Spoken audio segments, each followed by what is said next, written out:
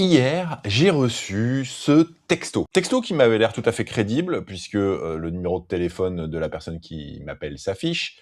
Alors, normalement, j'ai dans mon téléphone les numéros des livreurs qui me livrent, mais parfois, ils ont des remplaçants. J'ai eu un léger doute parce qu'il me donne un petit peu trop d'informations sur moi, je trouve, puisqu'il me dit «Bonjour Antoine, nananana», je me suis présenté et là, il me donne une adresse qui est l'adresse administrative de chez moi, pas l'adresse que je donne habituellement aux livreurs. Pourquoi? Parce que l'adresse administrative de la poste est beaucoup plus longue et compliquée que l'adresse que tout le monde utilise dans la vie de tous les jours, que les gens connaissent pour venir chez moi, etc. C'était une toute petite alerte que j'avais. Franchement, j'étais persuadé à 95% qu'il s'agissait d'un texto tout à fait légitime. D'autant plus qu'il se trouve que j'attends un colis depuis très longtemps, bloqué aux douanes françaises depuis des semaines. Il ne s'agit pas de marchandises explosives, il s'agit simplement d'un livre en anglais. Peut-être que c'est dangereux, que je ne sais pas. Et donc, j'ai cliqué sur le lien. Et quand tu cliques sur le lien, tu arrives sur une page web sur laquelle il y a ce fameux Cloudflare pour vérifier que tu es bien un humain et pas un robot, qui renforce encore l'idée que tout est légitime. Simplement, regarde l'URL, et ça, c'est le truc à toujours regarder impérativement dans ce genre de cas, même quand tu n'as pas de doute. dhl-bordereauxjour.com. Alors c'est assez malin parce qu'il y a DHL dedans, néanmoins ça n'est pas un domaine de DHL. Pourquoi? Parce qu'il y a un tiret. Si ça s'appelait bordereauxjour.dhl.com, ça pourrait aller. Donc la règle, c'est qu'il faut que ce soit le domaine de DHL. Et pour vérifier que ce soit bien le domaine de DHL, tu tapes simplement DHL sur ton navigateur. Et tu vois que le domaine de DHL, c'est dhl.com.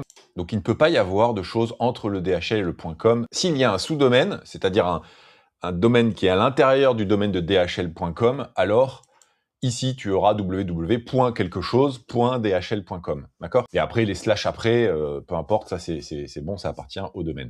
À partir de ce moment-là, j'ai su que ce SMS n'était pas légitime et qu'on essayait de m'arnaquer. Mais comme je suis joueur, j'ai envie de poursuivre l'expérience.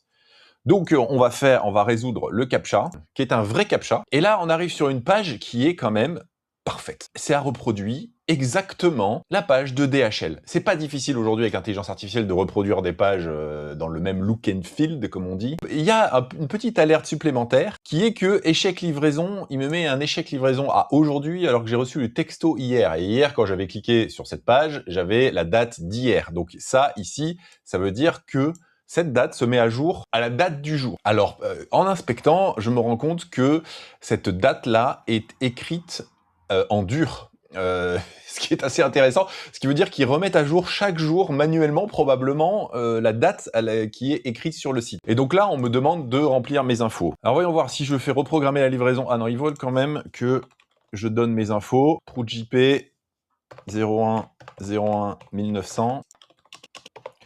Alors allons-y. Hein. Est-ce qu'on va mettre... on va mettre 75 000 Paris. Donc là, il faut que je renseigne ce champ. Rue du foutage de gueule. Là, il me demande un numéro de téléphone, 06 06 06 06 1 2 3 4 5. Ah, ils veulent un email. Allez, prout@email.com. Voilà, donc si je clique sur point relais, il y a une erreur, évidemment, parce qu'ils veulent pas que je fasse le point relais. Admettons que je fasse ça le mercredi 14 janvier, c'est-à-dire demain, effectivement, confirmer la livraison. Voilà, et là, ce qui est en train de se passer, c'est que tout simplement, ils vont me demander d'entrer ma carte et qu'ils vont me demander de payer 1,69 €, ce qui est un chiffre malin, parce que personne n'a de raison de ne pas payer 1,69 € pour une livraison. On a envie de l'avoir, son colis, là, qu'on attend depuis je ne sais pas combien de temps. Il est possible qu'il se passe autre chose, donc on va quand même faire le test. Donc nom sur la carte, on a dit comment je m'appelais déjà? Je sais plus, j'ai dit que je m'appelais comment? Prout Jean-Pierre, c'est ça? Prout JP.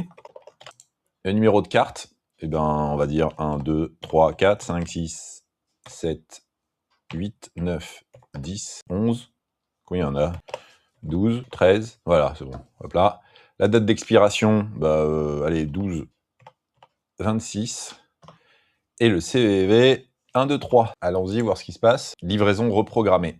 Donc, en fait, ce qui est en train de se passer, c'est qu'évidemment, il n'y a pas eu le paiement d'1,69 € et que les gens viennent de récupérer mon numéro de carte bancaire. Et immédiatement, je peux vous dire que cette numéro de carte bancaire arrivant, il va y avoir un test pour réaliser un paiement avec ce numéro de carte bancaire que je viens de rentrer, puisqu'en fait, dans un système de paiement, si le numéro de carte bancaire n'est pas un numéro de carte bancaire, ça va le détecter tout de suite.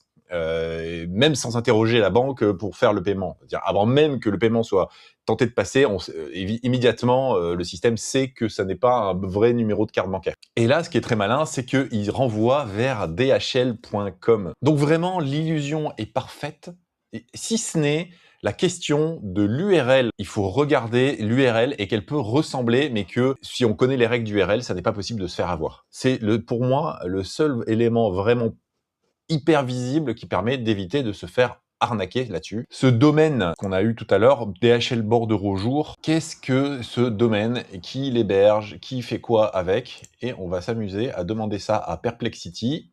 Voilà, donc je vais demander à Perplexity simplement de faire une analyse approfondie de ce nom de domaine.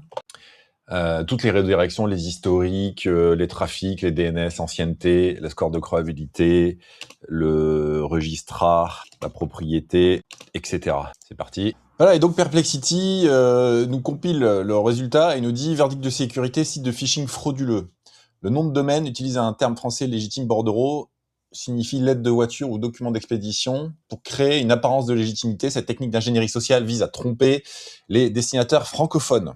Les communications officielles de DHL proviennent exclusivement de domaines comme dhl.com ou dpdhl.com, dhl.fr, dhl.de. Ils simplifient pas les choses, hein, les cocos, quand même. Hein. DHL est la marque la plus imitée dans les campagnes de phishing mondiales. Eh bien, oui, je suis ravi de l'apprendre.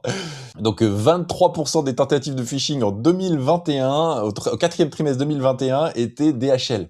Waouh, les gars. Donc, Perplexity n'a pas pu accéder au site. Ce qui est assez logique, c'est parce que il y a le Cloudflare qui empêche justement d'accéder, probablement. Il n'y a aucune information dans le WHOIS, donc qui est propriétaire. Pas étonnant, même quand c'est légitime, c'est souvent le cas. Il n'y a aucun historique de DNS, donc de nom de domaine, de gestion des noms de domaine. Il n'est pas référencé dans les moteurs de recherche.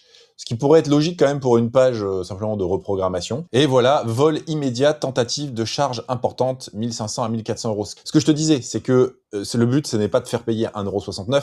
Le but, c'est de faire rentrer ta carte bleue pour utiliser immédiatement ta carte bleue dans un paiement beaucoup plus important.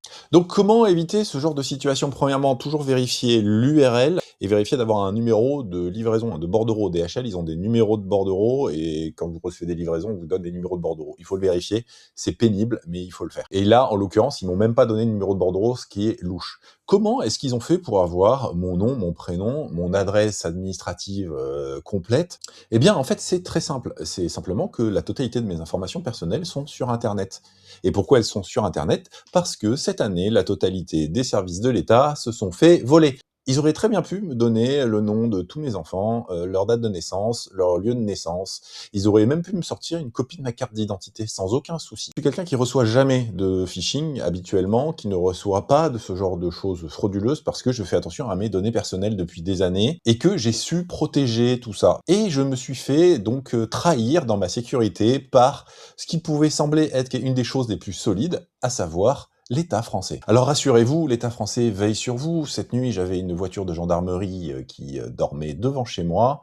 Mais ça n'était pas pour me protéger d'un braquage, c'était pour surveiller mes voisins agriculteurs. Alors que faire si jamais tu as rentré ton numéro de carte bancaire? Eh bien, il faut que tu y fasses opposition de suite, et ça, parce que il pourrait y avoir plusieurs paiements. Et ça, c'est vraiment extrêmement pénible, et puis ça coûte des frais. Moi, personnellement, j'ai totalement arrêté d'utiliser ma carte bancaire classique pour faire des paiements en ligne. Moi, j'utilise actuellement des services comme Revolut qui permettent de générer des cartes éphémères. Donc, la carte qui est générée est une carte qui ne fait qu'un seul paiement. Et quand tu utilises ça en compte personnel, tu peux ouvrir un compte Revolut sans frais dans l'année. Je vais voir si je te mets un lien dans la description parce que c'est possible que Revolut me propose une affiliation, auquel cas, je te mets un lien dans la description sur lequel tu peux cliquer pour t'abonner à Revolut. Et moi, j'aurai probablement 5 € de remerciement de la part de Revolut. Voilà, fais attention à toutes ces tentatives de phishing. Ça va exploser en 2026. Il y en avait déjà énormément, mais le fait que les informations des Français, de tous les Français, soient actuellement sur le dark web, va faire exploser ce type de demande, et donc il va falloir être extrêmement prudent et ne pas faire le malin. Et j'ai beau avoir énormément l'habitude de ce genre de choses et être alerte avec ces questions-là, je te cache pas que je pense qu'un jour je vais me faire avoir. Je n'ai pas trop de doute sur le fait que dans un moment de fatigue, d'inattention, de rapidité à régler des problèmes, etc., eh bien, à un moment, je vais cliquer sur un truc où il faut pas cliquer, je vais rentrer une info sur qui il ne faut pas rentrer. Et il faut donc être conscient de tout ça pour être capable de réagir vite, pour limiter les dégâts dès que c'est possible. Voilà, j'en ai fini pour aujourd'hui et je te dis à demain pour une nouvelle vidéo.